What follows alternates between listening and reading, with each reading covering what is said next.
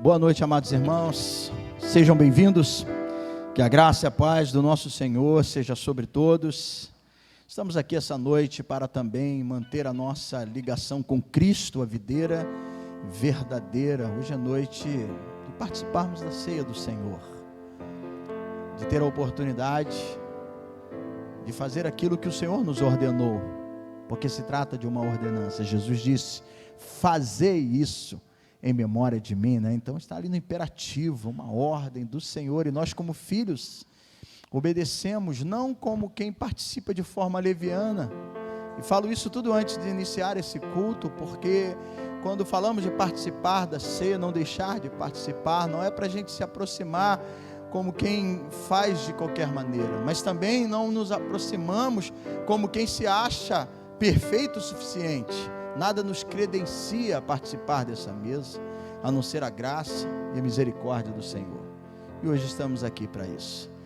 Que o Senhor honre a sua vinda a este lugar, a sua fé, e que juntos possamos adorar e bendizer o nome do Senhor. Como de costume, em um dos nossos cultos, eu faço questão de ler a profecia de Isaías capítulo 53. O sofrimento vicário do servo do Senhor, né? Sempre fazendo questão de falar desse processo de substituição, já para que a gente possa entender o preço que foi pago, a troca, porque no meu e no seu lugar, ali ele padeceu, ele sofreu, e o texto ele deixa claro, Isaías 53,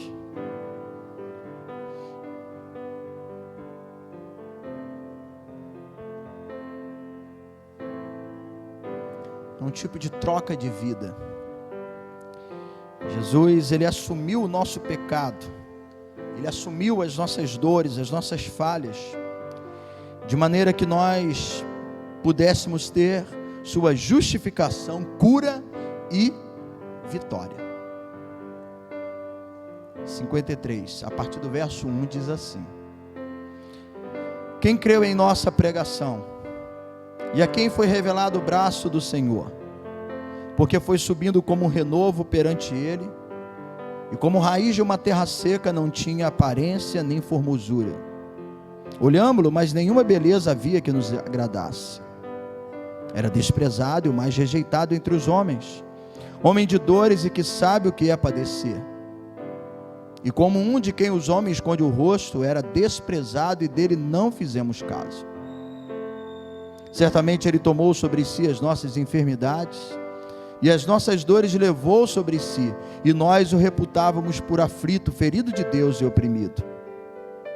Mas ele foi transpassado pelas nossas transgressões, moído pelas nossas iniquidades.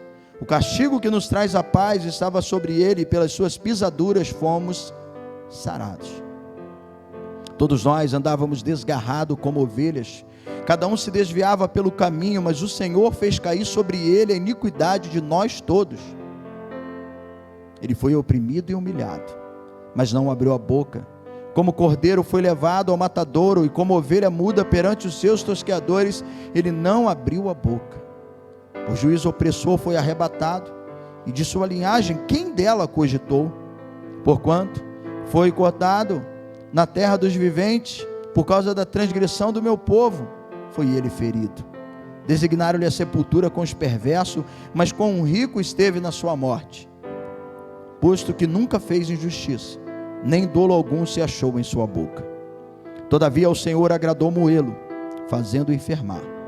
Quando der ele a sua alma como oferta pelo pecado, verá a sua posteridade, prolongará os seus dias, e a vontade do Senhor prosperará nas suas mãos.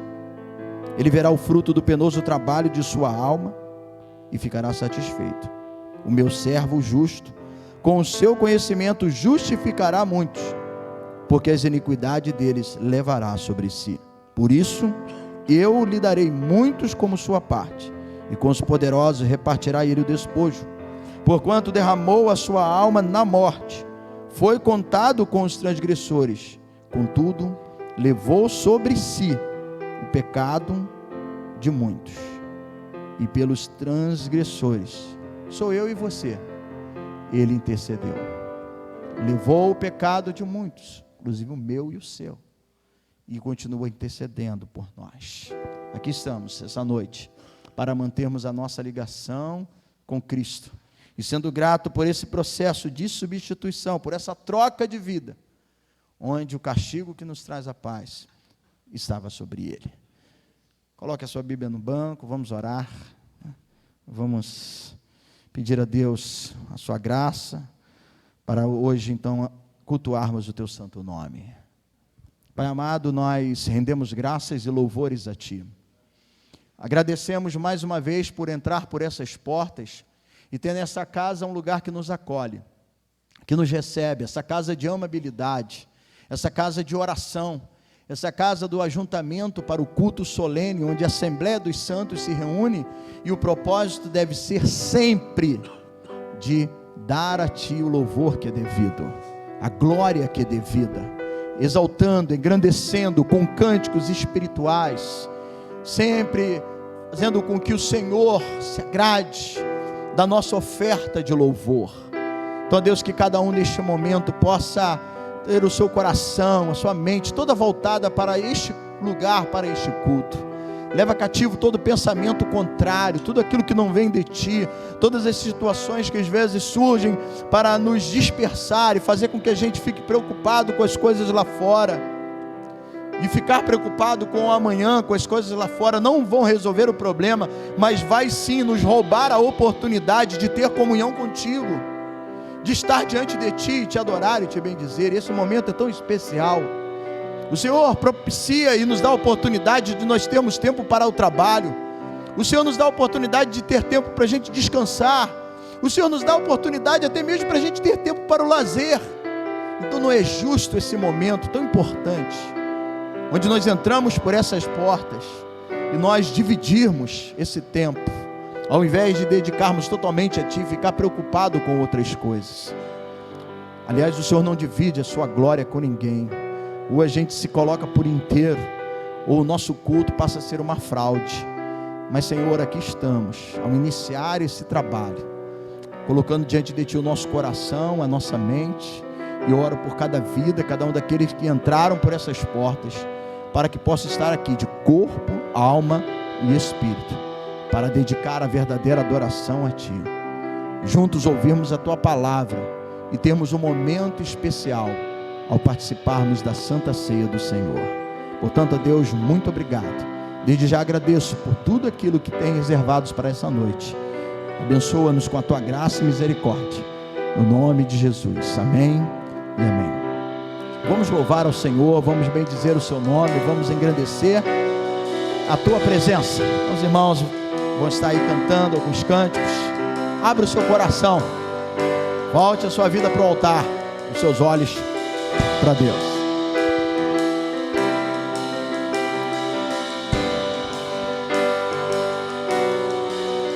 Nós estamos aqui tão sedentos de Ti. Vem, ó Deus, vem, ó Deus, enche este lugar. Meu desejo é sentir Teu poder, Teu poder.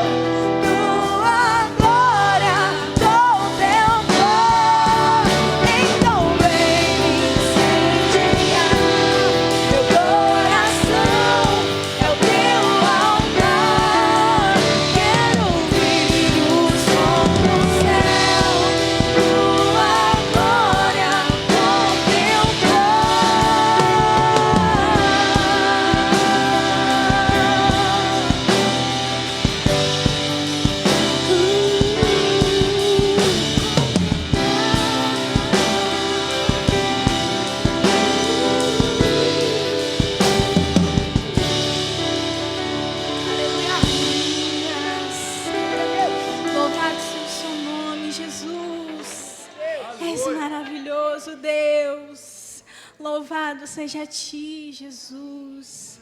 Tu és digno, Deus, de honra, de glória e de louvor, meu Pai. Ai, como é bom estar neste lugar.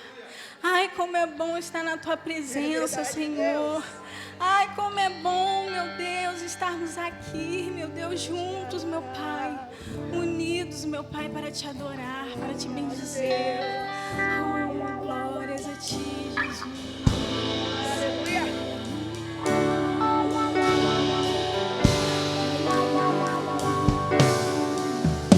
Descerá sobre Ti o Espírito Santo,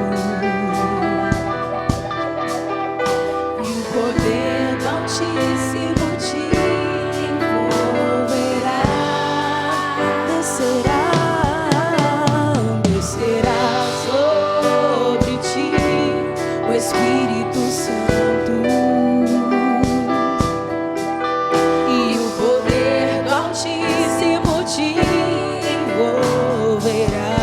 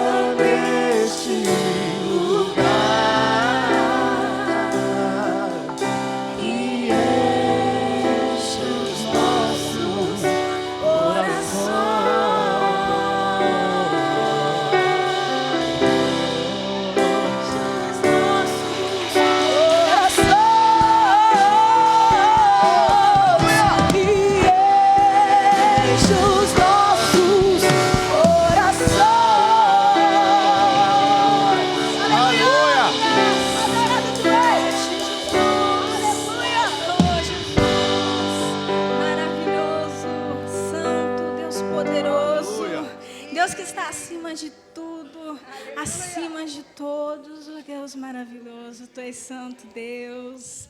Ai, Jesus, como estamos alegres de estar aqui, Jesus. Aleluia. Louvado seja o nome do Senhor. Oh, Senhor, queremos estar perto de Ti a cada dia mais, meu Pai. Queremos estar a cada vez mais a Te conhecer, Senhor. A Te conhecer todos os dias. E mais, e mais, e mais um pouco mais, Jesus.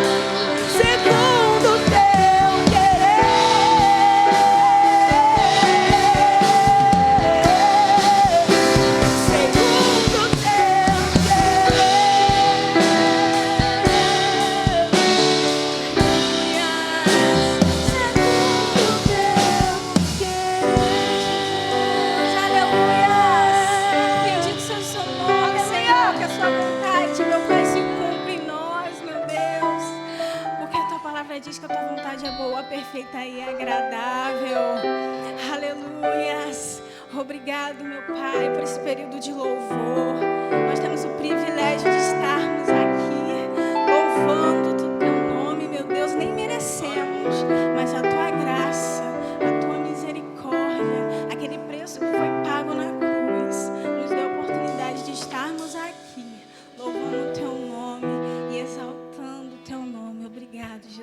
receba o nosso louvor, meu Pai, como aroma suave, meu Deus, nas suas narinas. Amém. Glória a Deus. Compartilhe com seu irmão neste momento, abençoando a sua vida, né? Profira uma palavra de bênção neste momento. Glória a Deus.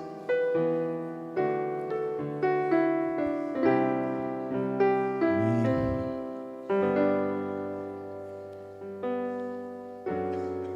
Ó Senhor, Tu és olheiro e eu sou barro. Ó Senhor, Tu és o meu Deus. Você prestou bastante atenção no que você cantou, né?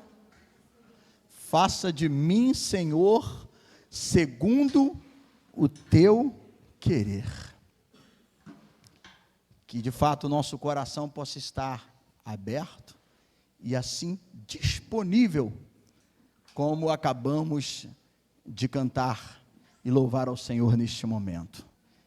Que Deus receba o nosso louvor, que o Senhor continue abençoando a sua vida.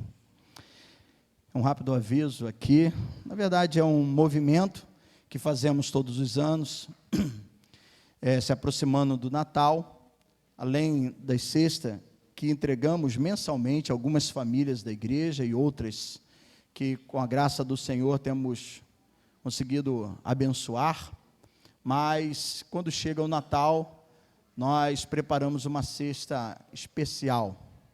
Cadê a Sandrinha? Tá?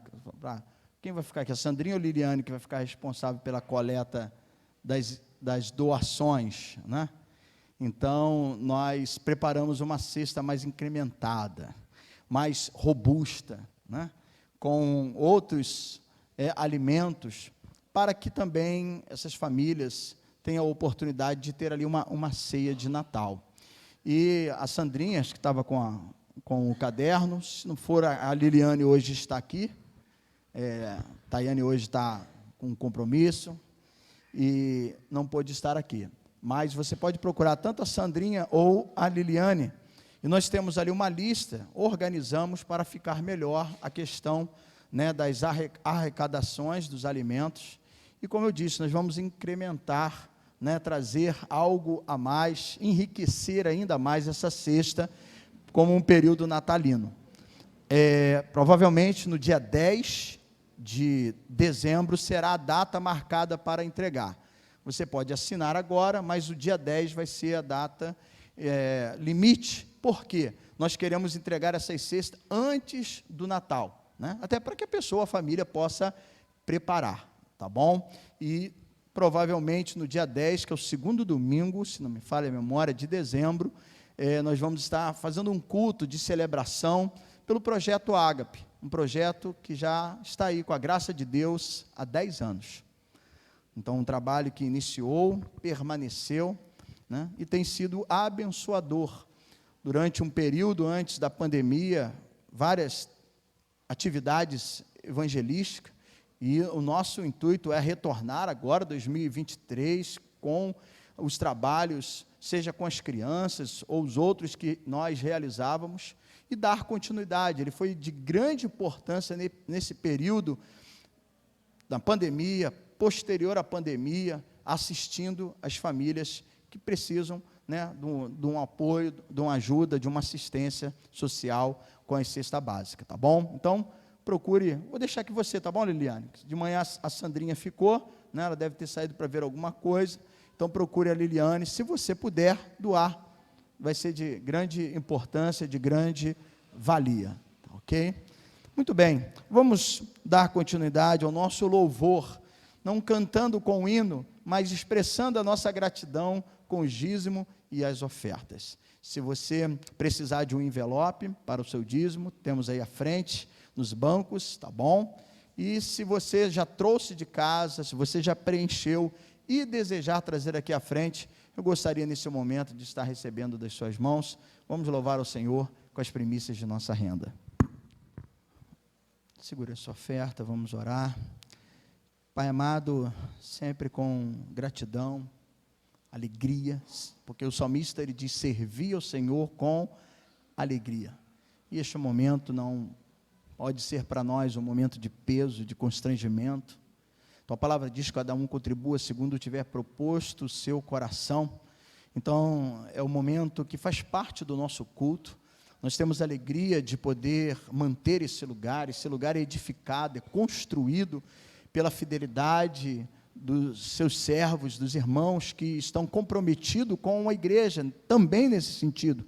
Além de virem pessoalmente, participando do culto, mas faz questão de separar parte do seu ordenado e entregar como oferta, na sua generosidade, nas atribuições que nós temos ajudado e socorrido, tanto, ó Pai, na construção do espaço social, mas também de outras igrejas, abençoando o ministério daqueles que estão iniciando ou passando por um momento difícil, ainda não tem uma renda suficiente. Eu quero te agradecer, ó Deus, tudo isso tem sido possível graças à fidelidade e à generosidade do teu povo. Estamos aí também nessa campanha do Projeto Ágape, com o intuito de trazer uma cesta mais incrementada, mais robusta, para abençoar aquelas famílias, para que tenham a oportunidade de estar ali se alegrando junto com seus filhos ao redor da mesa, participando de uma alimentação, e tudo isso tem sido possível graças à liberalidade que há presente no meio, no espírito dessa igreja, de generosidade. Então, ó Pai, é dessa forma que nós contribuímos e participamos, e somos gratos. Continua, Deus, dando sabedoria, direção, dentro, ó Deus, da forma de administrar esse lugar. Temos alvo, e tenho orado e colocado diante de Ti acerca da aquisição de um terreno próximo, não apenas que sirva de um estacionamento, mas também de um espaço para que a gente possa ter um momento de confraternização e assistir à igreja em outras situações. Mas temos capitalizado, estamos juntando, mas tudo isso submetemos a Ti. E obrigado, porque mesmo fazendo todas essas economias, o Senhor tem nos permitido abençoar outras igrejas, outro ministério. Pai, tudo isso tem sido possível, porque um povo é comprometido. Então, Pai, dê-me sabedoria na condução, na direção deste lugar, assim como cada um de nós, dentro das nossas responsabilidades, como um servo de Deus, de honrar o nosso compromisso, de ter um nome limpo na praça, tudo isso faz parte de um bom testemunho que precisamos dar, e por isso, dê-nos sabedoria, supra as nossas necessidades, Senhor, para que assim possamos honrar o Teu nome. Nós te agradecemos e assim entregamos dízimo e ofertas, no nome de Jesus. Amém e amém. Deus abençoe a sua fonte de renda, Deus abençoe a sua vida financeira. Amém. E antes de deixar aqui o texto da palavra de Deus, quero dar as boas-vindas àqueles que nos honram com a sua presença, que veio nos visitar aqui essa noite. Seja bem-vindo, tá bom? Obrigado pela presença de vocês, sabendo que sempre essas portas estão abertas para acolher aqueles que assim desejam participar conosco de um culto. E essa noite nós vamos participar da mesa do Senhor, mas antes de participarmos da mesa, nós vamos meditar na palavra de Deus. Mas, obrigado pela sua vinda a este lugar. O que precisar, conte conosco, nos procure, caso queira conversar, nós estamos aqui abertos. Que Deus abençoe a sua vida e a sua família. Como disse, antes de participarmos da mesa, eu quero deixar uma palavra, e eu venho anunciando na igreja e também nos nossos grupos de WhatsApp. O título dessa reflexão é Ouça a Voz do Espírito Santo de Deus. Abra sua Bíblia no Evangelho de Lucas, capítulo de número 11. Evangelho segundo Lucas, capítulo de número 11.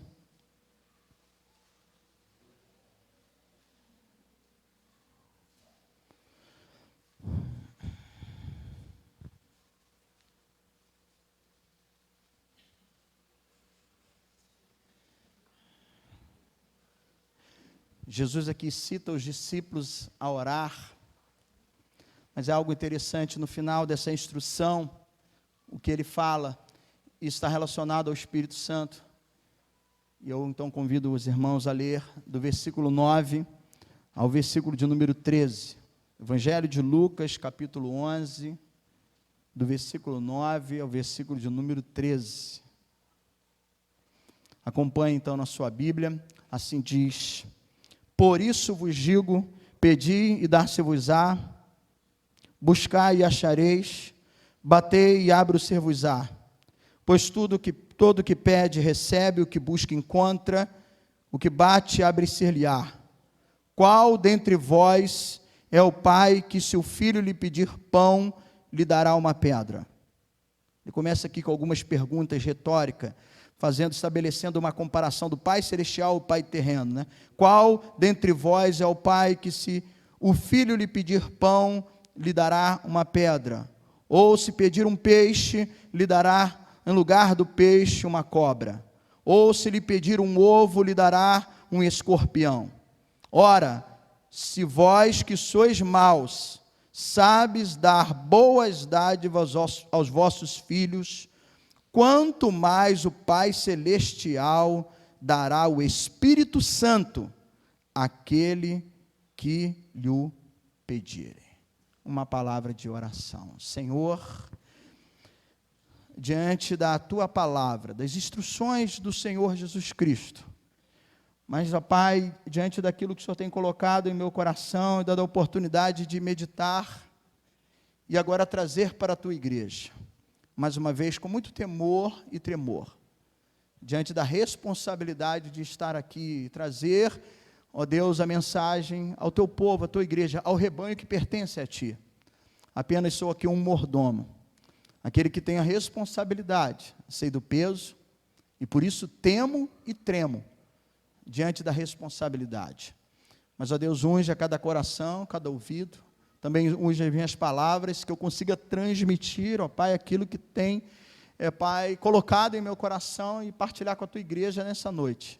E que seja como um despertar, que essa mensagem seja uma mensagem de despertamento para o Teu povo, para mim, para a Tua igreja, para todos que aqui se encontram, que seja um despertar, um alerta, uma chamada, Senhor Deus, uma reconciliação.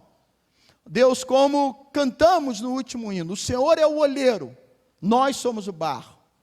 Tu és o Deus, faça em mim, Senhor, segundo o Teu querer. Que a mesma motivação e o ímpeto que estávamos cantando o hino, possamos estar agora para ouvir a Tua palavra. E que o Seu Espírito fale melhor a cada coração, no nome de Jesus. Amém. E amém. Podeis assentar, amados irmãos. Começo aqui com uma pergunta aos amados. Quando foi que, ao ler esse texto, que fala sobre Jesus, está falando, incitando os discípulos a orar, quando foi que, ao ler esse texto, você percebeu o quanto precisa do Espírito Santo? Principalmente diante dessa última expressão, quando diz assim, né, ele lança aqui algumas, como eu disse, algumas perguntas retóricas, estabelecendo um paralelo, uma comparação entre o Pai Celestial e o Pai terreno. É lógico que, né, o Pai Celestial é superior, e aí ele então conclui dizendo, e essa expressão, essa última interrogação, ele diz, quanto mais o Pai Celestial dará o Espírito Santo àqueles que lhe o pedirem. Então, dentro de uma sinceridade muito grande, contigo mesmo, cada um de nós aqui de per si, quando foi que, ao ler esse texto, você percebeu o quanto precisa do Espírito Santo?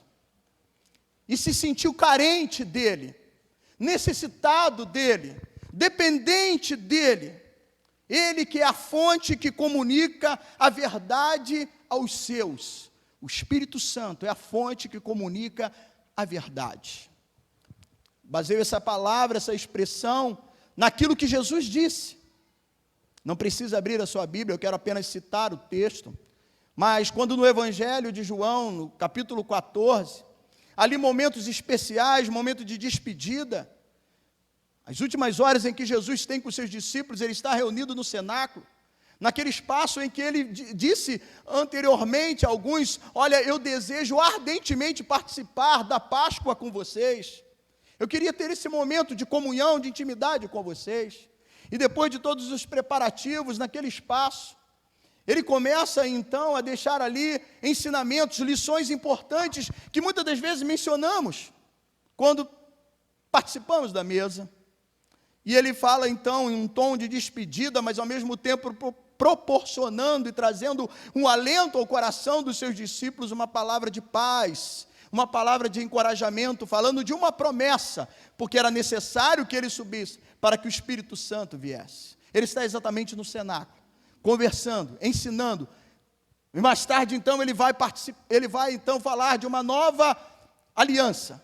Quando ele fala de um fim e de um novo começo. Quando ele parte o pão e fala então de um fim das velhas práticas através dos sacrifícios que eram feitos, dos holocaustos, para agora uma nova aliança no seu sangue. Quando então ele institui a mesa do Senhor. Foi exatamente nesse ambiente, nessa atmosfera, quando num determinado momento, segundo está registrado, não precisa abrir, no capítulo 14 de João, nos versículos 16 e 17, quando então nosso Senhor Jesus Cristo, ele diz: eu pedirei ao Pai, e Ele lhes dará um outro Consolador, a fim de que esteja com vocês, o Espírito da verdade, que o mundo não pode receber, porque não vê e nem o conhece, mas vós conheceis, porque Ele habita em vós e estará em vós. Então, diante dessa expressão que eu disse aqui no final, que nós lemos no versículo de número 13, quando foi a última vez que você leu e expressou um desejo, uma sede, uma necessidade de ter o Espírito Santo, como quem depende, como é carente dele, como uma fonte que comunica a verdade aos seus, porque Jesus disse, Ele é o Espírito da verdade. No mesmo capítulo 14, no versículo 26, ele vai dizer assim: Ele, o Espírito Santo, ensinará a vocês todas as coisas e fará com que vocês se lembrem de tudo. Olha a importância do Espírito Santo. Ele ensina e fará com que a gente se lembre de tudo. Ainda desse diálogo, posteriormente, no capítulo de número 16, no versículo 8, ele vai enfatizar ainda mais a importância do Espírito Santo, quando ele diz, Ele que vai te convencer, Ele convencerá o homem do pecado, da justiça e do juízo. E mais à frente, no capítulo 16, no versículo 13, ele vai dizer, quando vier o Espírito da verdade, Ele os guiará em toda verdade. Por isso, amados irmãos, igreja amada de Cristo, que está presente aqui nessa noite, por isso, como é importante ouvir a voz do Espírito Santo. Está sensível à voz do Espírito Santo. O Espírito da verdade. Quando foi a última vez que você se demonstrou tão carente, tão dependente do Espírito Santo? Como é importante estar atento ao que o Espírito tem a dizer à igreja.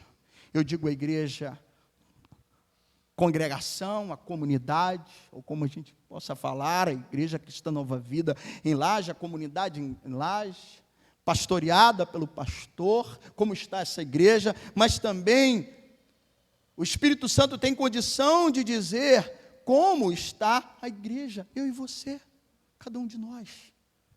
Porque como Paulo escreveu em Coríntios, seja no 1 Coríntios capítulo 3, versículo 16, ou mais à frente no capítulo 6, versículos 19, ele vai dizer que eu e você, que nós somos o quê? Templo do Espírito Santo. Ele diz, não sabeis que vocês são de Deus? No versículo 16 do capítulo 3, e que em vocês habita o Espírito de Deus.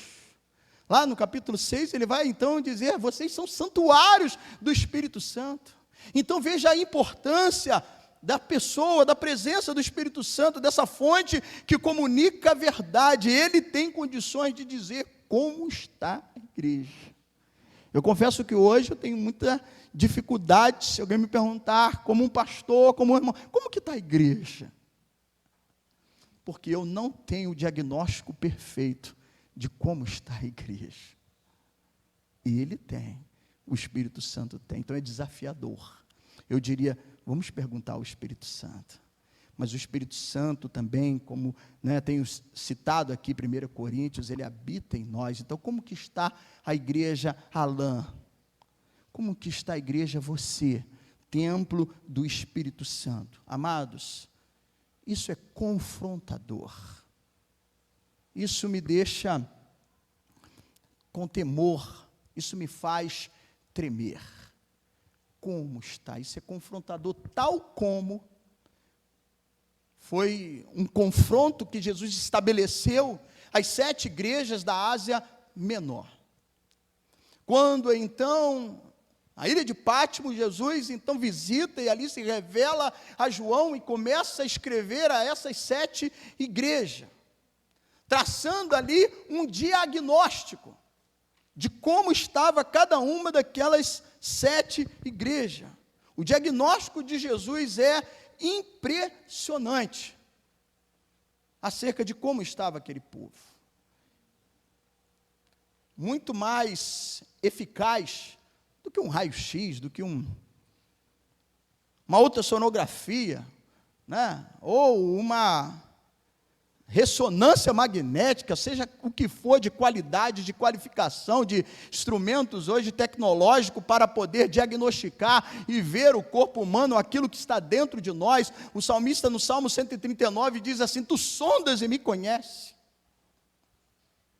Então Jesus, ele traçou ali um diagnóstico impressionante a essa igreja, a essas 7 igrejas. Interessante que na palavra de Deus nós temos 3 cartas pastorais no Novo Testamento, todas elas escritas pelo apóstolo Paulo. Você vai ver a primeira e a segunda carta a Timóteo, filho na fé, e também a Tito. Você vai ver nessas 3 cartas instruções importantes, tanto quanto no que se diz respeito ao pastor, ao presbítero, ao bispo, ou aquele que está ali exercendo uma função de liderança, também para com a igreja, de instruções de grande importância e ensinamento para a minha vida e para a sua vida, assim como foi quando ele orienta esses líderes da igreja. Mas, amados, o diagnóstico estabelecido por Jesus sobre as 7 igrejas da Ásia Menor é confrontador, pois ali tiveram deficiências a serem corrigidas. E uma frase comum, presente a todas as igrejas, que foi estabelecida a todas elas, foi: quem tem ouvidos, ouça o que o Espírito diz à igreja. A sensibilidade, amados irmãos, ao Espírito Santo precisa ser renovada em nosso coração. A sensibilidade ao Espírito Santo precisa ser renovada em nossas vidas. Nós não podemos acender o Espírito Santo. É Deus que nos dá. Ora, acabei de citar aqui João 14:16, quando Jesus disse: eu vou orar ao Pai, e o Pai vos dará o Espírito Santo, o Consolador. Nós não podemos acender o Espírito Santo, mas nós podemos apagar o Espírito Santo. O apóstolo Paulo escreveu isso à igreja em Tessalônica, 1 Tessalonicenses 5,19. Não apagueis o Espírito Santo. E mais, eu e você podemos entristecer o Espírito Santo. Tão grave quanto apagar é entristecer o Espírito Santo. Efésios 4:30 fala sobre isso. Não entristeça o Espírito Santo. Então nós não podemos acender, porque é o Pai que nos dá, mas nós podemos apagar o Espírito Santo. E muitas coisas podem ocorrer na minha, na sua, na nossa caminhada, que pode resultar nisso. Eu quero falar de uma forma panorâmica, não aprofundada, é claro, mas eu oriento os irmãos para uma compreensão melhor, que em casa, não agora, você leia os capítulos 2 e 3 de Apocalipse. Porque exatamente ali está o diagnóstico que Jesus então estabelece. E essa frase comum a todas as igrejas, onde vai mostrando as suas deficiências e a necessidade de corrigi-las. E eu gostaria que nessa noite você estivesse muito atento a isso. Mesmo que não entrando de uma forma mais profunda, com detalhes a cada uma das mensagens ali escritas nessas cartas ao anjo da igreja, mas pontos de grande importância para nós refletirmos essa noite e estarmos com o nosso ouvido afinado à voz do Espírito Santo. Então eu quero falar de uma forma assim, superficial, de cada diagnóstico que foi dado a essas 7 igrejas. Como, por exemplo, a igreja em Éfeso. Depois, não agora, você lê em casa, tá bom? Ficou como exercício, para você manter aqui a sua atenção. Mas aí você lendo lá os 6 ou 7 primeiros versículos, está falando sobre essa igreja. Interessante que a princípio fala de uma igreja que ela era, assim, que tinha um perfil apologético interessante, porque eles conheciam a palavra. Alguns erram por não conhecer. A igreja de Éfeso conhecia a palavra, tinha uma ortodoxia, tinha uma doutrina, tinha conhecimento, ao ponto deles colocarem à prova aqueles que se declaravam apóstolos e não eram. ao ponto também de eles não aceitarem, o homem mau não prevalecia naquela igreja.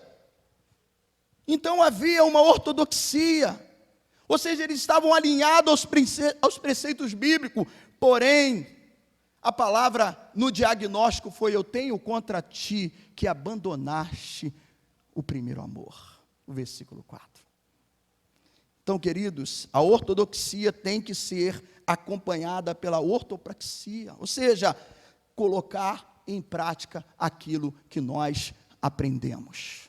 Não adianta ser ortodoxo apenas de mente, de ter o conhecimento, de ter ali, ser aprofundado nas questões da mensagem, na sua apologética, na sua defesa, mas não viver esse amor. E a palavra de advertência foi: lembre-te onde você caíste, arrependa-te e volte às práticas das primeiras obras. Como essa igreja, eu e você estamos? Talvez temos até um certo conhecimento, talvez temos até um tempo de rodagem, de igreja, mas e essa chama? Tenho contra ti que abandonaste o primeiro amor. A intensidade no clamor, na oração, na vivência. Quando foi a última vez que você derramou lágrimas na presença do Senhor? Quando foi da última vez que você não se deixou realmente abater por uma situação e você pelejou constantemente até você ver ali o resultado, a obra sendo realizada numa ação de perseverança, de busca? Quando foi da última vez que você realmente derramou lágrimas por um componente da sua família que ainda não é salvo? Por uma esposa ou um esposo, pelo um pai, pelo um filho, onde você clamou incessantemente pela sua salvação. Eu vivenciei, alguns daqui também provavelmente vivenciaram momentos em que a gente ficava ali, como quem dissesse assim, como Jacó. Lembra das canções de Jacó? Jacó segurou o anjo, abraçou o anjo, não deixou fugir. Quando Jacó intensamente ali naquela luta, enquanto não der a minha bênção, eu não deixo o Senhor ir. E as pessoas oravam, até ver que então um dos seus familiares erguiam as suas mãos, se levantavam, se prostravam e se rendia a Cristo. Onde está essa chama do entusiasmo, do interesse, da presença de um culto? Quanto não são hoje aqueles que banalizam até a própria Santa Ceia, e para eles ficar ou não sem participar não faz diferença nenhuma, porque talvez na sua mente o que vão comer ali é um pãozinho e beber um cálice do suco de uva, que fisicamente falando, materialmente falando é verdade, mas vamos sentir o gosto ali do pão, o gosto do suco, mas não entende a profundidade porque banalizaram. Quanto não são aqueles? Qual foi a última vez que você participou de uma reunião de consagração? Qual foi a última vez que você fez um propósito de jejum a Deus? Qual foi a última vez que você chorou pelos seus pecados? E às vezes nós temos o conhecimento, nós temos rodagem, mas falta isso, abandonou-se o primeiro amor. O anseio por ver almas se convertendo, se rendendo a Cristo. A segunda igreja, a igreja de Esmirna, uma igreja que teve ali como um dos discípulos do próprio apóstolo João, um dos últimos apóstolos vivos, então, na ocasião, desde que ele escreve a carta e também recebe a revelação na ilha de Patmos, o Apocalipse. E ali, então, ele teve a oportunidade de instruir vários homens. Hoje, pela manhã, nós concluímos a terceira epístola de João, falando sobre Gaio, falando sobre Demétrios, homens que deram bons testemunhos. Mas diz também os historiadores que Policarpo foi um dos últimos discípulos ali daquela linhagem de João. Mas essa igreja, a igreja de Esmirna, era uma igreja que tinha evangélico que não era evangélico. A expressão que o texto usa lá é que se declaram ser judeus e não são. Que complicado. E quanto não são as igrejas que em nossos dias, a exemplo de Esmirna, que tinha crente que não era crente, ou que não são crentes. Às vezes tem cara, palavreado, mas não são. as atitudes são tão pagãs como de uma pessoa que está lá fora, que nós não temos o direito de criticar, mas quando a pessoa está cega, quando a pessoa ainda é escrava da velha natureza, as suas atitudes vão ser atitudes sem ter uma reflexão. A palavra de Deus diz que hoje nós somos nova criatura. Então, a igreja de Esmina era a igreja que tinha evangélico que não era evangélico. E como estamos precisando de evangelizar muitos evangélicos dentro das igrejas evangélicas. Porque as suas atitudes são pagãs, se assemelham à atitude de uma pessoa que ainda não descobriu a nova vida em Cristo Jesus. A igreja em Pérgamo, ela era uma igreja que permitia a doutrina de Balaão. Balaão foi um profeta que no período em que o povo estava ainda peregrinando no deserto, depois você pode ver em casa, no livro de Números, capítulo 22, 23, 24, 25, você vai ver ali várias tentativas de Balaão de tentar profetizar contra o povo, mas o Senhor não permitiu ele profetizar e amaldiçoar o povo no deserto, mas ele conseguiu semear tropeço, sabe como? Através da sensualidade. E as mulheres foram, então, com a sua sensualidade, dominando, atraindo os homens, seduzindo os homens de Israel. E isso trouxe consequências terríveis. O profeta Balaão era um profeta de aluguel. Ele se trocava por dinheiro. É triste, eu falo isso como um pastor e uma liderança, como é triste ainda hoje vermos profetas como Balaão, que esfolam o rebanho. A sua vida, a sua condição financeira não condiz com a igreja que ele pastoreia. É uma vergonha para o evangelho, amados. Ver ministro com fazendas, iates, jatinho, isso é um escárnio. Eu não digo que a pessoa não possa ter uma vida digna, e às vezes alguns, traçando aí os dois lados da moeda, acham que não, o pastor tem que, ele que se vira e vive pela fé. Quando você ouvir a expressão, o trabalhador é digno do seu salário, essa expressão está dentro de um contexto que o Senhor Jesus Cristo está ensinando e falando para não amordaçar a boca do boi, ele está dizendo exatamente sobre aqueles que ministram a palavra. Então é um direito. Se a pessoa quiser viver de uma forma da sua vida integral pela sua igreja, é um direito. Jesus falou sobre isso. Mais tarde o próprio apóstolo Paulo vai orientando e falando sobre isso. Pedro fala sobre isso. Paulo principalmente defendeu. Paulo teve conflitos com a igreja em Corintos, exatamente para não ali deixar com que houvesse um peso para aquela igreja. E ele então passou a trabalhar junto com Áquila e Priscila diante do seu ofício, da sua profissão, como quem confeccionava tendas. Mas ele assim fez para não trazer peso, e também havia uma resistência naquele povo, mas ele defende depois isso. Ele acaso pode amordaçar a boca do boi? E ele então menciona as igrejas da Macedônia, principalmente eu destaco a igreja de Filipos, uma igreja que financiou por muitas vezes o ministério do apóstolo Paulo.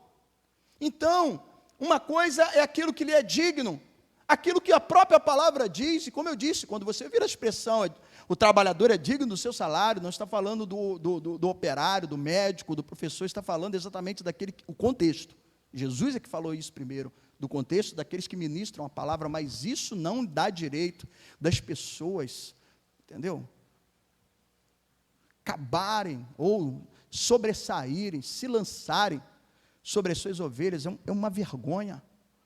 Não passam, se assemelham, melhor dizendo, ao profeta Balaão, que profetizava, que se trocava por dinheiro, esfolando o seu povo, esfolando a igreja. Isso é uma vergonha para o evangelho. Uma igreja que às vezes quer se posicionar e não olha para dentro da sua própria casa, quer tirar o cisco do olho das pessoas e não vê a trava no seu olho. Isso é um absurdo, isso é uma vergonha. Mas assim estava a igreja em Pérgamo. E a igreja de Tiatira? Interessante que a igreja de Tiatira, eles tinham até prática. Eles até se movimentavam. Eles até trabalhavam, faziam serviço, tinha fé. Então não era uma igreja que não tinha movimento, que as pessoas não atuavam. Porém, essa igreja tolerava, né, o espírito de Jezabel, de uma profetisa que se assemelha, não é a mesma, mas se assemelha à mesma Jezabel, lá dos tempos dos reis de Acabe. Tolerava, fazia vista grossa à prostituição. Amados, nós precisamos estar atentos a todos os pecados. Se falamos da valorização da vida, é importante, nós precisamos valorizar esses princípios. Mas também nós temos que falar sobre adultério, nós temos que falar sobre fornicação. Quanto não são os homens casados que vivem viciados em sites pornográficos? Hoje, quanto não são as mulheres que traem os seus maridos, assim também como os maridos que traem? É uma vergonha, é um escândalo, falando até mesmo do meio gospel, né, dos artistas gospels e até dos pastores, celebridade, a quantidade de escândalo que é anunciado. E hoje, como tem lá os sites de fofoca que você vê na TV aberta, também tem lá na internet, daqueles que vão comentando o adultério de um, o adultério de outro, e você vai ver, são lideranças, são pessoas que sempre estiveram ali à frente. Trabalham, o serviço está aparecendo, assim era a igreja de Tiatira. Tinha fé, tinha serviço, tinha obra, mas toleravam o espírito de Jezabel. E a prostituição rolava. Quanto não são os jovens na fornicação? Dentro de uma instrução, no dia a dia, eu costumo falar, porque às vezes, acompanhando alguns outros colegas profissionais na área em que trabalho, nas escolas ou nas unidades de saúde, falando da importância da prevenção, quando se fala das DSTs, né, das doenças sexualmente transmissíveis, é uma orientação no que se diz respeito ao uso do preservativo para não contrair certas doenças, ou não contrair uma AIDS. Porém, preservativo não tira pecado. Vai evitar de ter uma DST, mas vai evitar de ter uma gravidez precoce ou não planejada, mas não vai tirar o pecado. Enquanto não são os jovens que vivem na fornicação, ou seja, o sexo antes do casamento, ou ficam flertando ali com a situação, e nós precisamos estar atentos a tudo isso. É o espírito de Jezabel. E aí, olha, não havia temor. Não havia temor. O temor que houve em Isaías, quando ele tem aquela visão, né, do santo sublime trono, onde os anjos cantavam, declarando a santidade de Deus, e ele então se depara com aquilo dali, ele percebe a sua condição humana, e ele diz: ai de mim, Senhor, porque eu sou homem de lábios impuros, eu habito no meio de um povo de impuros lábios, ai de mim. Ele temeu. Hoje as pessoas vivem uma vida de transgressão, na prostituição, na fornicação, e vem participar da mesa como se nada tivesse acontecendo. Se quer de se humilhar e pedir, perdoa-me, ó Deus, porque, amados, nada me credencia. Eu não participo da ceia porque eu mereço, eu sei que eu não mereço, mas isso não me dá o direito de participar de forma leviana. Isso aqui é santo, é a santa ceia do Senhor. E a igreja de Tiatira não percebeu tudo isso, não havia temor. E a repreensão a essa igreja foi muito séria, foi muito forte. A palavra do Senhor foi: eu vou te colocar no leito, eu vou te colocar na cama, eu vou matar os seus filhos. Porque uma igreja que perdeu o temor, a noção do que é o pecado. Amados, todos nós somos pecadores, lutamos intensamente, como o apóstolo Paulo falou, né, eu esmurro, eu luto, né, como quem esmurra o próprio corpo, porque a carne milita contra o espírito. Eu não estou falando aqui que todos são perfeitos, eu não sou perfeito, mas isso não pode ser uma desculpa para a gente viver no pecado. É preciso ter santidade, porque sem santidade é impossível ver a Deus, e Deus é santo. A igreja em Sardes tinha fama de estar vivo, mas estava morta. Está num coma profundo, num coma espiritual. aparências nada mais. Né? Tal lá como a música, quem é da época aí do Belchior. Né? Belchior. Aparências nada mais. Nessa canção, nessa música, né, Belchior, ele vai falando do relacionamento, e em um dado momento ele fala de uma alegria que, na verdade, o coração deles não estavam alegres. Ou seja, aparência. E aí a igreja de Sardes tinha fama de estar vivo, mas estava mortos. E é triste, porque lá no texto, depois você vai estar lendo em casa, isso já está no capítulo 3, nos 6 primeiros versículos de Apocalipse, aí vai dizer que poucos os que não se contaminaram na igreja. Poucos. Que diagnóstico. Poucos passaram pela prova do fogo. Tinha fama de estar vivo, mas estavam mortos. Estavam lá, iam no culto. Levantavam suas mãos, cantavam. O exemplo de Tiatira, participava, tinha o serviço, contribuía, mas permitia certas coisas adentrar o seu coração e a sua vida e dominar a sua vida. Aparência de crente, mas não eram crentes. A igreja em Filadélfia, a igreja que a princípio parecia não ter assim um problema, vamos dizer assim, acerca de pecado, como o diagnóstico que foi feito às outras igrejas. Porém, tinha uma questão, fazendo uma comparação, talvez assim patológica, havia um problema de força, de vigor. Então, a princípio, parecia não ter um problema, mas ela tinha pouca força. Ela não conseguia tirar proveito da porta que estava aberta, as oportunidades que eram dadas a essa igreja, ela não conseguia, porque faltava-lhe força, ânimo, vigor para agir e fazer. Então eu penso que esses momentos, e nós não estamos isentos de passar por momentos assim, de desânimo, ou talvez até mesmo de um problema físico, onde a igreja se aparenta estar doente, debilitada, mas isso nos provoca a fazer o quê? Orar. Como o Tiago disse, se está alguém doente, ore. Precisamos orar uns pelos outros, aonde deve existir a sensibilidade para com aqueles que sofrem, porque tem alguns que têm a oportunidade, mas não estão conseguindo, porque estão fracos. Era uma igreja que faltava força. Não tinha um pecado específico, a exemplo dos outros que eu aqui citei, mas uma igreja que faltava força.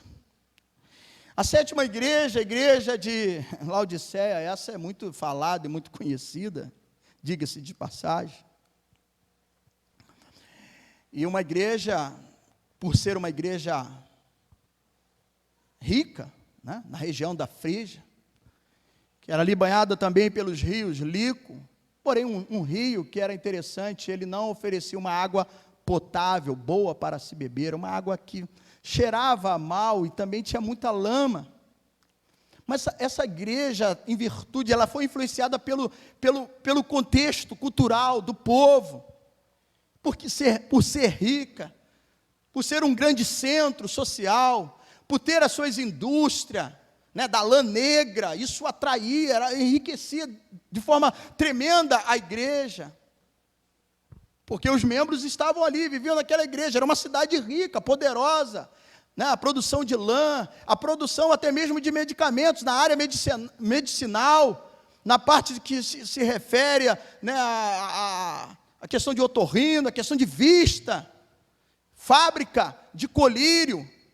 Esse era o contexto dessa cidade que teve um terremoto por volta de 60 anos depois de Cristo, e ela rejeitou a ajuda do império, porque era orgulhosa, ela tinha potencial, e por achar que estava bem financeiramente, prosperamente, ela dizia: quem vai questionar se eu tenho Deus ou não? Não está me faltando nada. Olha só, eu tenho prosperidade, eu tenho riqueza, eu posso comprar, eu posso pagar, eu posso fazer isso porque eu sou próspero. Ora, se eu sou próspero, eu sou filho de Deus, eu nasci para ser cabeça, eu não sou cauda, eu tenho. Então quem vai questionar que eu sou espiritualmente fraca, ou há algum diagnóstico que possa me reprovar? Então, por ser próspera financeiramente, assim ela se sentia, ela se achava. Mas interessante, das 7 igrejas, é a única que não teve um único elogio. Não teve uma única situação de um bom testemunho. As outras igrejas, como eu falei, iniciei lá com Éfeso, tinha a questão da ortodoxia, né, zelava pela doutrina, mas abandonou o primeiro amor, e assim a gente foi seguindo. A igreja de Laodiceia era a única que não tinha uma coisa para ser elogiada, destacada de bom. No paralelo das outras, tinha suas deficiências que precisavam ser corrigidas, mas tinha pelo menos uma virtude, algo positivo a ser destacado. É a única igreja. E a palavra, dentro do contexto da cidade, dessa riqueza, né, que eles tinham, isso acabou influenciando, agindo também na cultura do povo, da igreja, que se achava maior, uma classe maior, a região melhor, né? Cuidado com isso. Eu estou vendo muito crente aí embarcando numa questão terrível, imoral. Amados, olha, falo assim com muita tristeza. Eu vi um pastor, por questão de ética, eu não vou falar a igreja, mas eu muito me entristeci. E de uma igreja tradicional, uma igreja em Piabetá.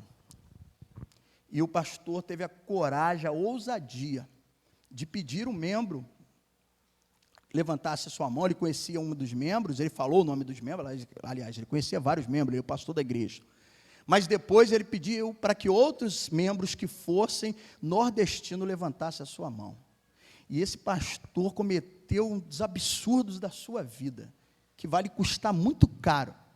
E ele começou a proferir do púlpito palavras de ofensa, dizendo, olha, ele chegou ao ponto, tem uma convenção dessa denominação, dessa igreja, que vai ser no próximo mês no Nordeste. Ele falou, eu não vou na convenção, porque aquele estado, os hotéis, os lugares que vendem, não vai ver um centavo do meu bolso para aquele povo miserável. A que ponto chegou a igreja?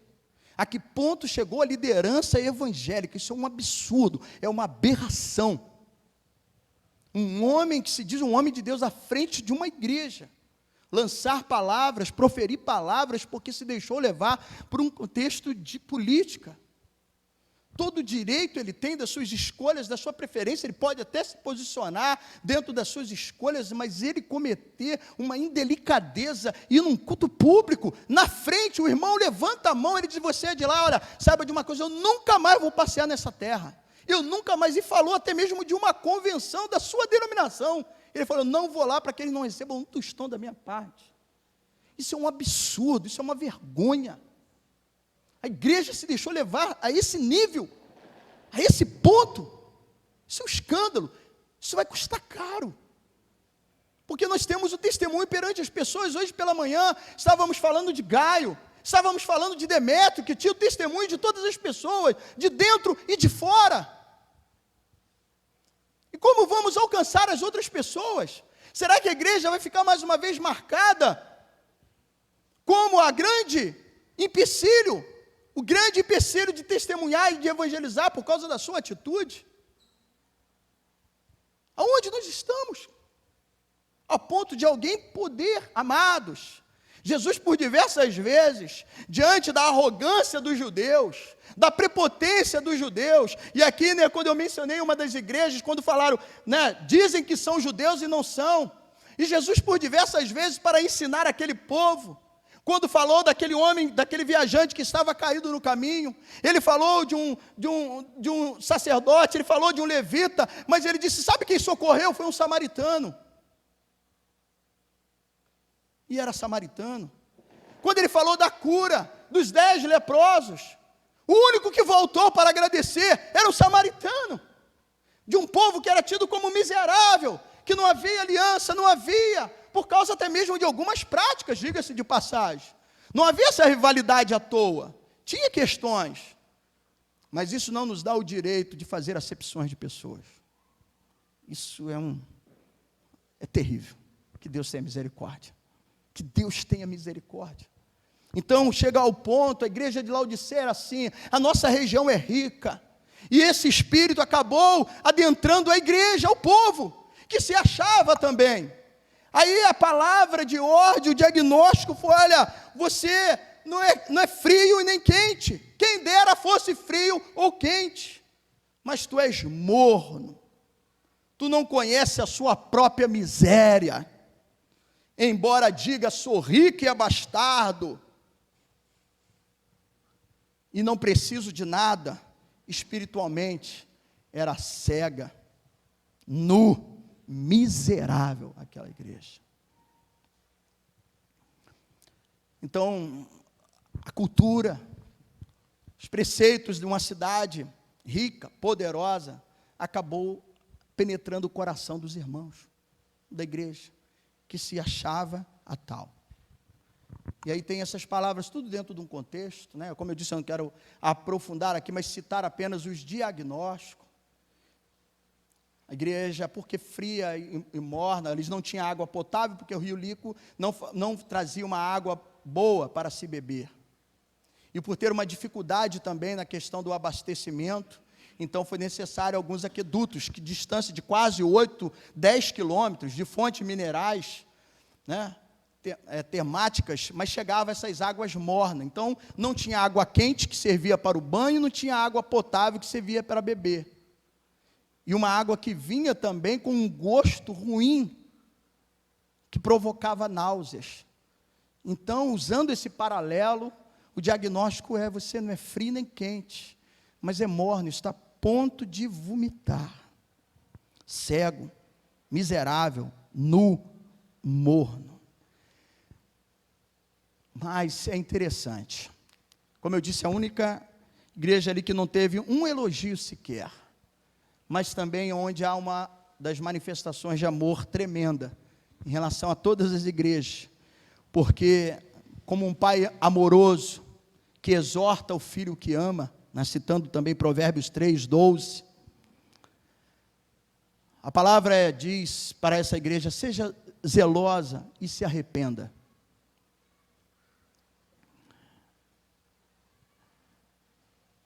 E o Senhor demonstrou o amor a essa igreja.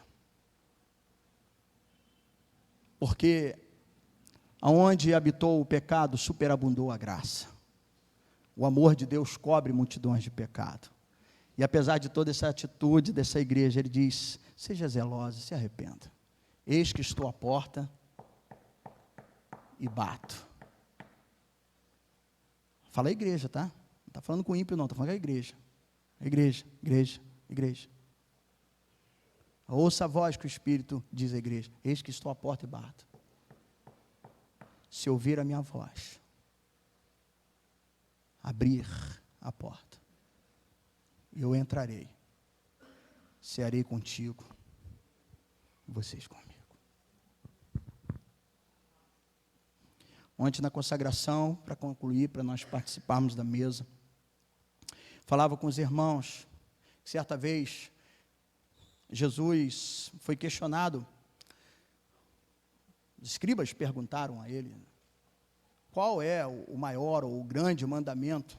E Jesus então disse, amarás, pois, o teu Deus de todo o seu coração, com toda a sua alma, com todo o seu entendimento e com toda a sua força. E eu dizia para os irmãos amados, enquanto a força, hoje eu e você estamos aqui ouvindo essa palavra, enquanto estamos suspirando, respirando, enquanto a força em seu corpo, use para amar a Deus. Use para amar a Deus e amar as coisas que Ele criou e lhe pertence. E aí, então, eu estendo que nós não podemos dissociar das pessoas. Porque em resposta a esses homens, Jesus falou do primeiro grande mandamento, mas Ele disse o segundo semelhante a este, amarás o teu próximo como a ti mesmo.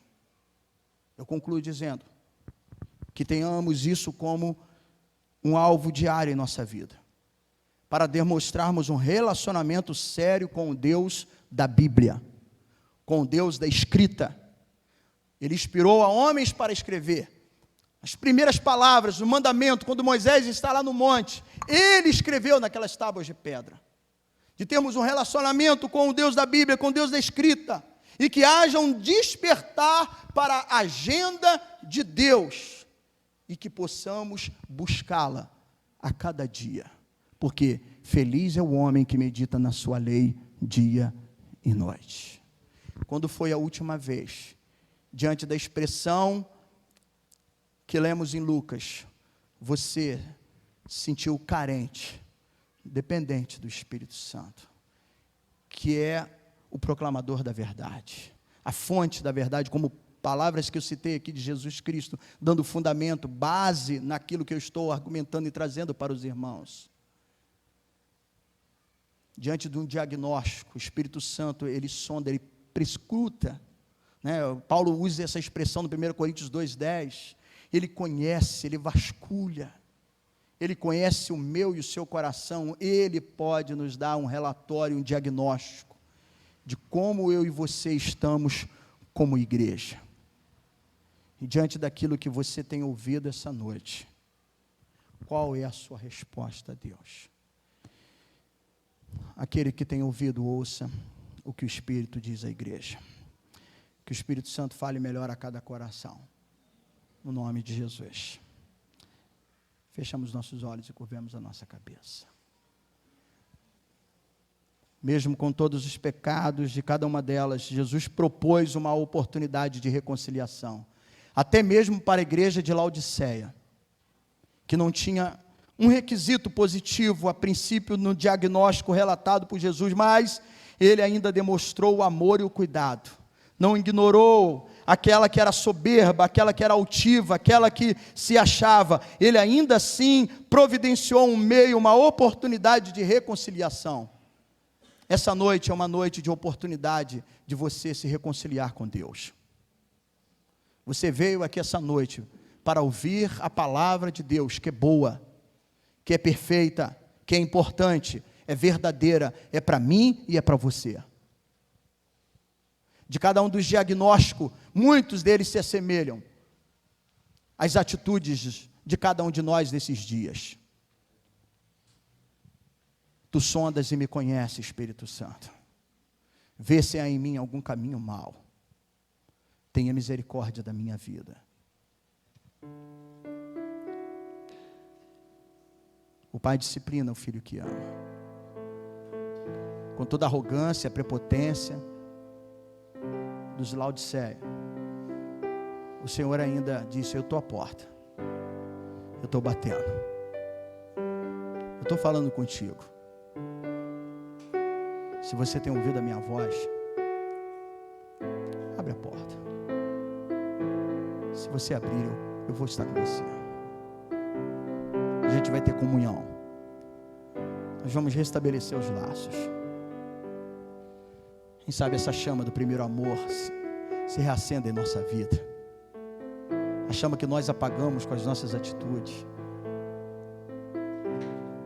Os momentos em que nós entristecemos o Espírito Santo, em que nós nos deixamos de entregar a Ele, nós que conhecemos a verdade, nós que estamos debruçados na palavra de Deus, mas não oramos mais com o mesmo fervor, não buscamos mais com o mesmo fervor.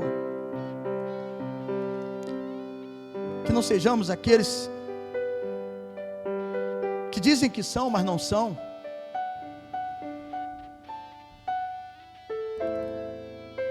Que não sejamos os crentes de aparência, que pensam estar vivos, mas estão mortos.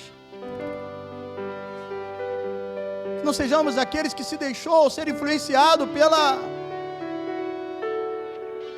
profecias de Balaão, não pelas profecias em si, mas pelos argumentos que levou o povo a uma sensualidade, e aflorando essa sensualidade, levou o povo a se prostituir, a promiscuidade. Que não sejamos como aqueles que, embora tinham serviço, embora tinham fé, mas se deixaram levar pelo espírito de Jezabel, não havia temor, pecavam e como se nada tivesse acontecendo, continuava dizendo que era, que pertencia, que pode, mas não havia temor, não havia arrependimento, não havia choro pelos seus pecados. Que nessa noite você possa ser fortalecido, porque talvez a sua condição não seja um pecado em si, mas você está desanimado, você está abatido, as portas estão se abrindo, as oportunidades estão surgindo, mas você não está encontrando força para aproveitar as oportunidades. Que o Senhor te fortaleça. Mas ainda que você talvez viveu alguns momentos do seu evangelho, da sua caminhada, como que se sentia o tal, que tinha propriedade para falar do outro, ou para dizer eu não preciso de ninguém, no alto da sua soberba, da sua altivez, ainda há oportunidade de se arrepender, porque Ele bate a porta, a sua voz clama e chama. Ouça a voz do Espírito e se arrependa enquanto há tempo, enquanto há oportunidade. E essa noite é a noite da oportunidade na sua vida. Você vai sair deste lugar, você vai voltar à sua rotina diária de trabalho, de escola, de tantas coisas que você pratica e participa. Mas que você lembre do que você ouviu aqui essa noite. Que Deus, na sua misericórdia e graça, essa noite te alcance. E que você se renda a Ele, de todo o seu coração. E que você declare o quanto você depende do Espírito Santo. Quanto você está carente, necessitado dele. Que você possa se organizar na agenda de Deus. Porque a nossa agenda nós fazemos o dia a dia. Falava com os irmãos ontem que pela manhã todos temos responsabilidade. Você tem a sua agenda, você tem o seu trabalho, você tem as suas tarefas. Sejam elas domésticas, sejam elas no seu trabalho secular, seja nos seus estudos. Nós temos uma agenda, mas e a agenda de Deus? Há quanto tempo você não permite ou não mexe na agenda de Deus? Esse relacionamento íntimo com o Senhor, de uma vida de oração, de busca. Não apenas fazer por fazer, como a igreja estava ali fazendo, e tinha até fé. Mas de um fazer com santidade, com temor. Com um coração contrito. Reconhecendo a sua condição. Deus e Pai, mais uma vez eu te peço, vai além das minhas limitadas palavras. E alcance cada coração e cada vida aqui nessa noite. E que haja arrependimento. Que haja, Senhor Deus, ruptura com o pecado. Com o espírito de Jezabel. Com o espírito de Balaão. Que haja ruptura. Que haja ruptura, Senhor Deus, com o pecado. E que haja reconciliação contigo nessa noite. E ao aproximar da tua mesa, essa palavra não é para te distanciar da mesa. Essa palavra não é para te excluir. Essa palavra é para te chamar a fazer da maneira certa, da maneira correta, com temor e tremor, com santidade. Essa palavra é para te chamar ao pão, e você quando pegar vai dizer: eu sei, Senhor, que eu não mereço. Eu sei que eu não tenho condições, mas a tua graça me basta, Senhor. Fortaleça-me. Ajuda-me. Eu quero viver o primeiro amor. Tu és o olheiro, Senhor, e eu sou o barro. Faça de mim, Senhor, segundo o teu querer. Foi a última frase que você cantou em meio ao louvor. E que seja a frase nesse momento de reflexão e de meditação na palavra. Faça de mim, Senhor, segundo o teu querer, no nome de Jesus. Amém e amém. Nós vamos participar da mesa. O apóstolo Paulo, instruindo, escreveu Examine-se, pois, o homem a si mesmo, e assim coma do pão e beba do cálice. Nenhum desses homens, ou eu, estou aqui autorizado a interferir na sua participação. Mas ao participar, Paulo ali também fala: cuidado para que você não coma juízo para si. Repito, isso não é para nos distanciar, mas é para que a gente, ao participar, participe com seriedade, com temor, porque nenhum de nós somos credenciado.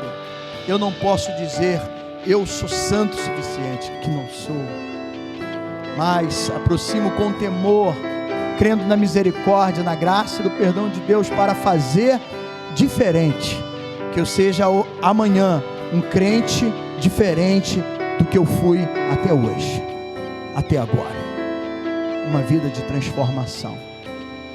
Vire para cá os elementos, Senhor, com dependência, com carência, reconhecendo a nossa condição. Ó Deus, aqui estamos, e eu oro por esses elementos, que é pão, que é o fruto da vide, o suco de uva, poderia ser um vinho, não importa, mas são os elementos que simbolizam, que representam o corpo e o sangue. Jesus nos ensinou e nos ordenou a fazer isso. A igreja primitiva perseverava na comunhão entre os santos, no partir do pão. O apóstolo Paulo instrui a igreja acerca da Santa Ceia, e nós devemos fazer isso até que o Senhor volte. E hoje estamos aqui para participar dos elementos, e aqui que representa o corpo e o sangue, para uma vida de frutificação, para uma vida de santidade, para uma vida avivada. Eu peço, abençoe os elementos em nome do Pai, do Filho e do Espírito Santo. Amém e amém. Podeis receber, enquanto você recebe, esperar uns pelos outros, para que depois nós possamos participar juntos do pão e do cálice.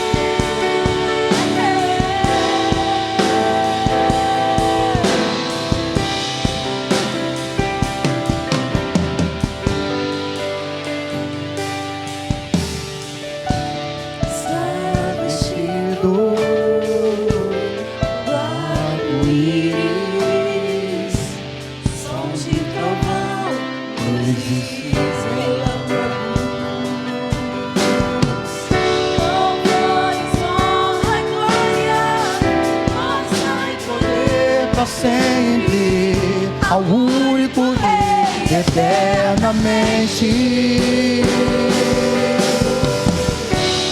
Santo, Santo, Santo, Deus Todo-Poderoso, que era e há de vir. Com a criação eu canto louvores ao Rei dos Reis. És tudo para mim e eu te adorarei.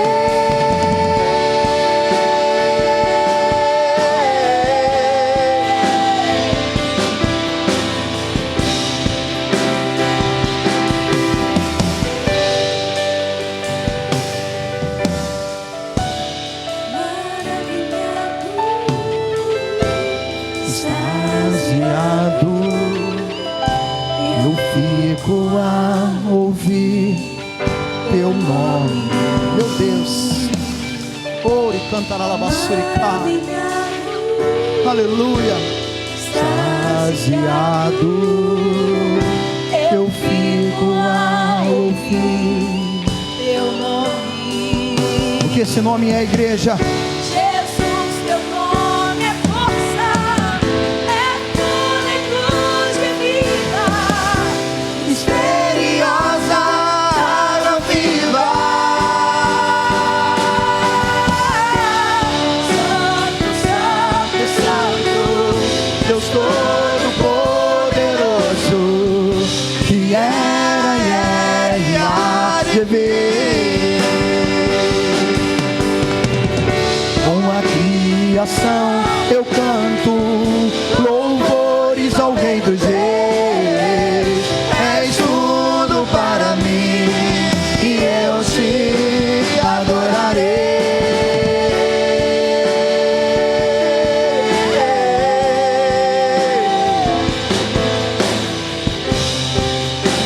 Oh, aleluia. Adorarei. Alguém porventura foi esquecido dos elementos?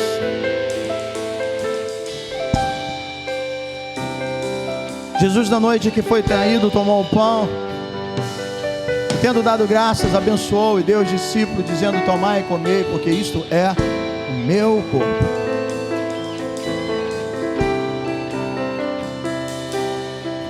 A palavra fala de discernir o corpo,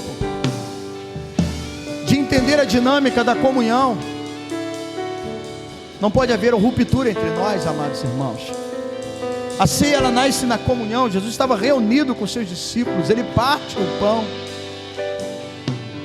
Não pode haver inimizade entre nós. O que precisa existir entre nós é perdão, é reconciliação.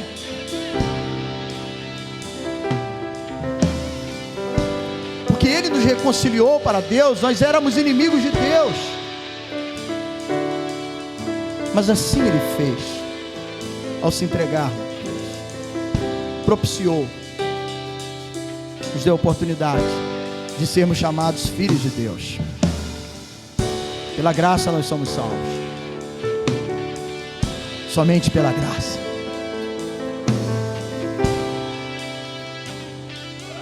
Segura o seu pão, erga. Senhor, nós oramos que sejamos uma igreja fortalecida, a começar por mim, por nós líderes, pastores. Que sejamos pessoas, ó Deus, que leve a sério o Evangelho. Que sejamos embaixadores do reino de Deus. Que sejamos capazes de ter a mesma sensibilidade do Senhor, que não deixou de advertir, diga-se de passagem, não deixou de corrigir, não deixou no seu diagnóstico de mostrar, e aonde era necessário serem feitas correções. E apesar de algumas delas, de situações tão drásticas, tão terríveis, ele continuou batendo a porta, criando um meio, uma situação, na sua condescendência, mesmo sendo Deus soberano, poderoso, vindo até nós, seres miseráveis, cegos, nus, imperfeitos, falhos, nos dando a oportunidade da reconciliação, para vivermos uma vida segundo os propósitos de Deus, os planos dele. Ajuda-me, Senhor, eu sou templo do teu Espírito. Ajuda-me, Senhor, com a tua igreja. Eu quero ser uma igreja, Senhor, que seja a igreja que o Senhor planejou para a minha vida. Que essa igreja, que essa comunidade de fé seja uma igreja planejada, que viva o Espírito Santo, sensível ao Espírito. Que seja uma igreja avivada, restaurada, que não tema em orar, que busque, que se aquebranta, que não banalize as coisas do reino, que não misture o santo com o profano, que não deixe que a sensualidade, que a prostituição e que tantas outras coisas adentre ao nosso coração, à nossa mente. Paulo disse: não vos conformeis com este século, mas transformai-vos com a renovação da vossa mente. Ah, Jesus, tenha compaixão e misericórdia da tua igreja. Renova, Jesus. Restaura-nos, Senhor. Fortaleça-nos. Uma das igrejas estava fraca, ela não conseguia aproveitar a oportunidade porque estava fraca. Senhor, que a exemplo de Elias, que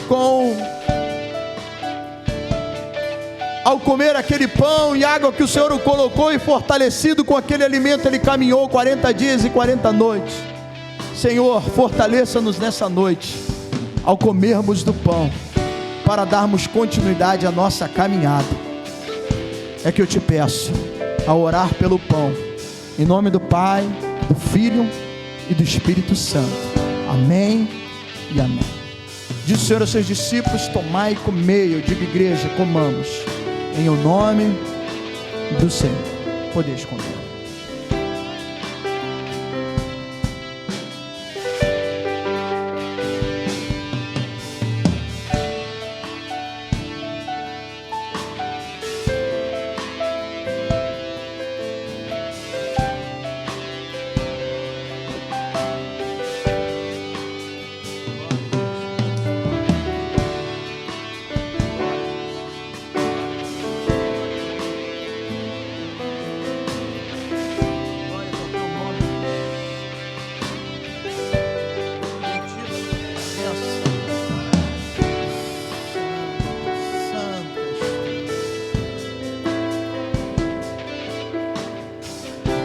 Vamos ficar de pé.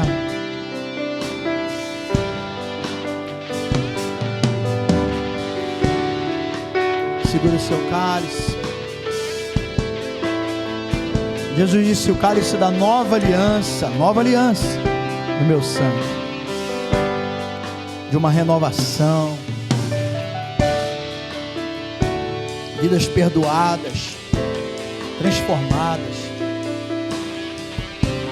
Fomos comprados por preço, como disse o apóstolo Pedro na sua epístola. Não menosprezemos, não banalizemos o sacrifício de Cristo por nós.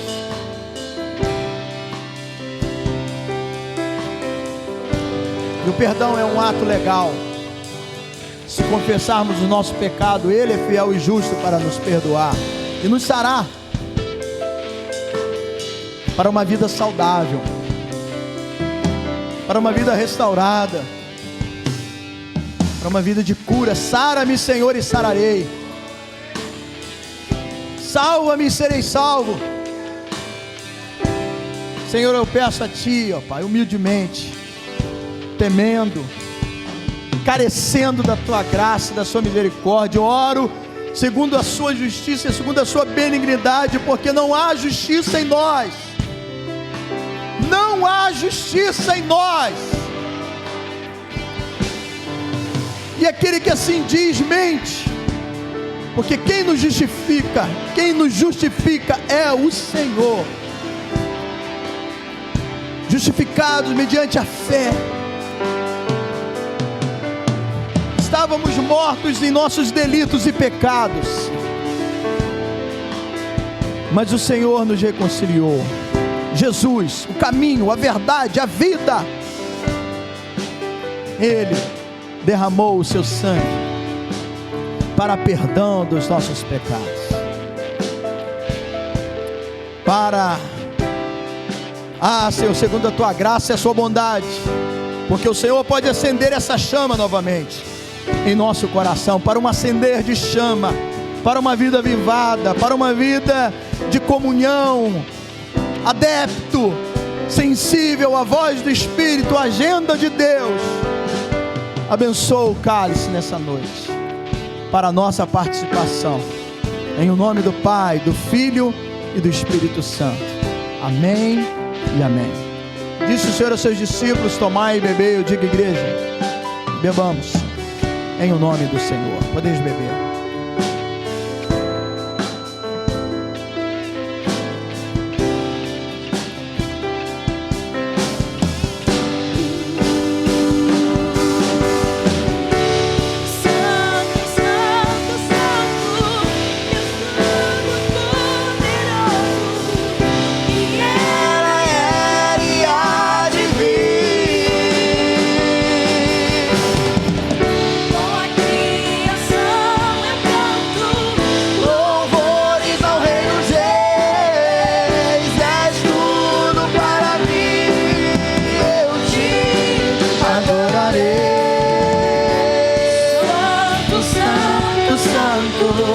Deus Todo-Poderoso,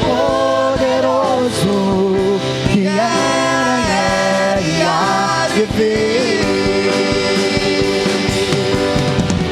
Com a criação eu canto louvores ao Rei dos Reis. És tudo para mim, eu te adorarei.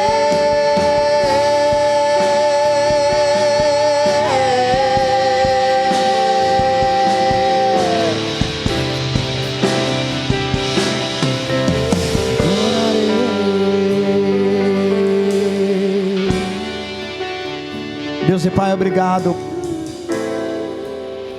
por participarmos da sua mesa. Nós que éramos escravos, e o Senhor nos colocou, nos promoveu a qualidade de filhos. Não somos como os cachorrinhos que comem das migalhas que caem da mesa. Hoje nós somos filhos que podemos sentar graças ao seu amor e à sua misericórdia. Obrigado a Deus. Obrigado por ter participado da sua mesa. Obrigado pela tua palavra. Fale melhor a cada coração, a cada vida.